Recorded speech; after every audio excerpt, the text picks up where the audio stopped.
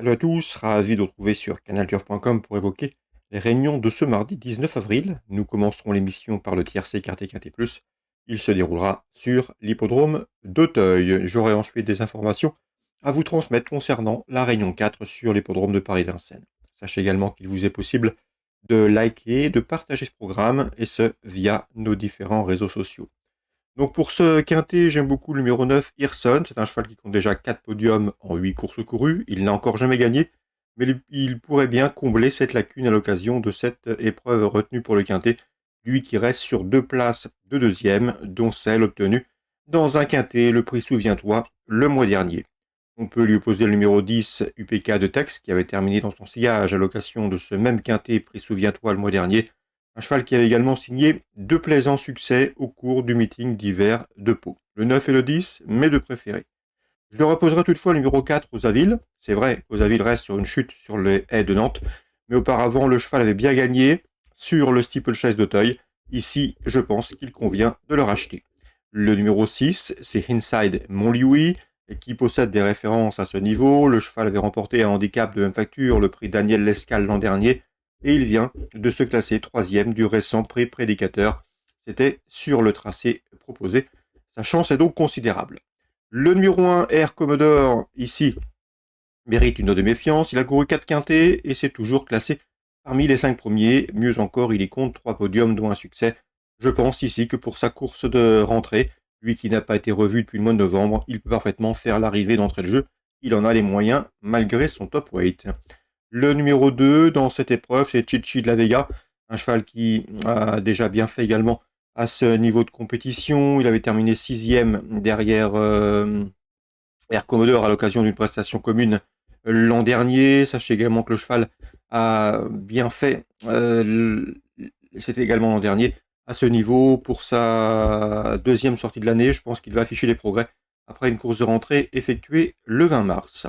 Le numéro 5, c'est Eliantus, qui aura contre lui de débuter sur l'hippodrome d'Auteuil, mais c'est un cheval régulier et qui me semble ici en mesure de confirmer ses derniers résultats. Lui qui a gagné à Nîmes avant de se classer 3e sur le steeplechase de Toulouse récemment, sa forme et sa condition physique sont avancées.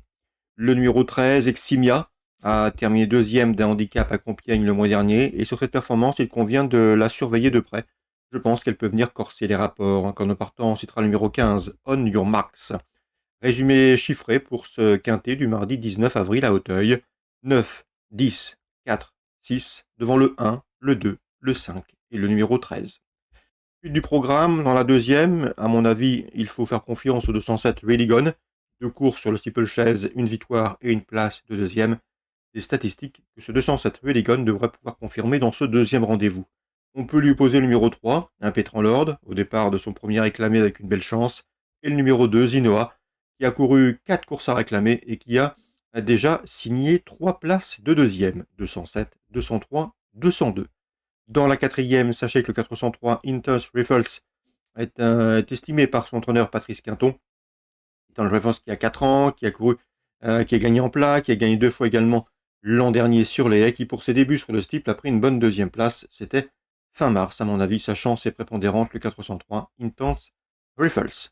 Dans la sixième, attention au 603 Kamchatka. J'ai pu converser avec son entraîneur Étienne Dandinier. D'ailleurs, l'interview est disponible sur notre site canalturf.com. Sachez que Kamchatka est un cheval perfectible, un peu trop tiré la dernière fois, mais il a bien couru dans le prix Ventriloque, se classe en 4e. Et la ligne est bonne, puisque ce jour-là, il était devancé par You're the Boss, cheval très estimé par François Nicole. Il était également devancé par In Anjou, qui depuis a remporté un groupe 3, le prix Pépin Vaste. Et il devançait un pensionnaire d'Emmanuel Clayeux qui a gagné depuis et récemment sur les programmes de Moulins. Donc la ligne est bonne, le 603 Kamchatka. Étienne Dandidier estime que son protégé dispose d'une toute première chance. Dans cette sixième, on peut lui opposer le 604 Fundam qui a gagné en débutant sur l'hippodrome de Bordeaux et qui sera revu avec un vif intérêt. Et le numéro 7, l'auteur, qui est un sujet perfectible, il est bien né, c'est le frère d'une certaine l'autonomie, la championne. La sixième, le 3 pour une belle cote, je pense qu'il peut gagner à une cote intéressante. L'opposition, le 4 et le 7, c'est dans la sixième à Auteuil. On ouvre maintenant la page de Vincennes, Réunion 4. Dans la deuxième, j'ai bien aimé la victoire dernièrement à Pontchâteau du 210, Jour Joyeux. À mon avis, il doit confirmer, mais l'opposition a fière allure avec le 12, Jafe, Il lui reste également sur un plaisant succès, c'est sur la piste de Rouen-Mocanchi. Je sais qu'il est estimé également qu'il a de l'avenir. 210, 212. Ces deux-là me semblent en mesure de donner une bonne réplique au probable favori, le numéro 13, Joe Thunder, qui est proche de sa course. 210, 212 et éventuellement le 213. Dans la quatrième, je ferai confiance à une jument qui part en deuxième ligne derrière l'autostart, c'est le 16, Ornella Janzé. C'était très bien le dernier coup, elle a gagné très plaisamment.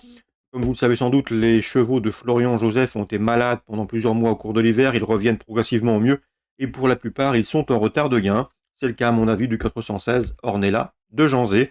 Elle devrait pouvoir s'expliquer avec le 410 Is Lovely Offer, qui avait gagné 2 fois sur le parcours proposé à pareille époque l'an dernier, et qui possède un bon chrono sur ce parcours de vitesse.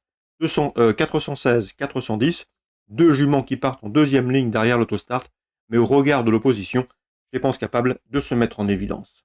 Je peux également vous parler de Mons en Réunion 5, puisque j'ai pu converser avec Gunther Loax et avec également Yo Corbani. Ils auront plusieurs partants tous les deux. Concernant Yo Corbani, il n'est pas négatif avec le 202. C'est French Kiss, qui d'après lui est compétitif pour sa course de rentrée. C'est un cheval qui n'a pas les gains avec son potentiel. Il peut jouer les premiers rôles dès son retour en piste, le 202 French Kiss. Et dans la sixième, Gunther Loax présente le 601 Olivia Matic, qu'il aime bien. D'après lui, c'est une première chance. Un jument est au mieux. Évoluera sur un parcours réduit à son entière convenance.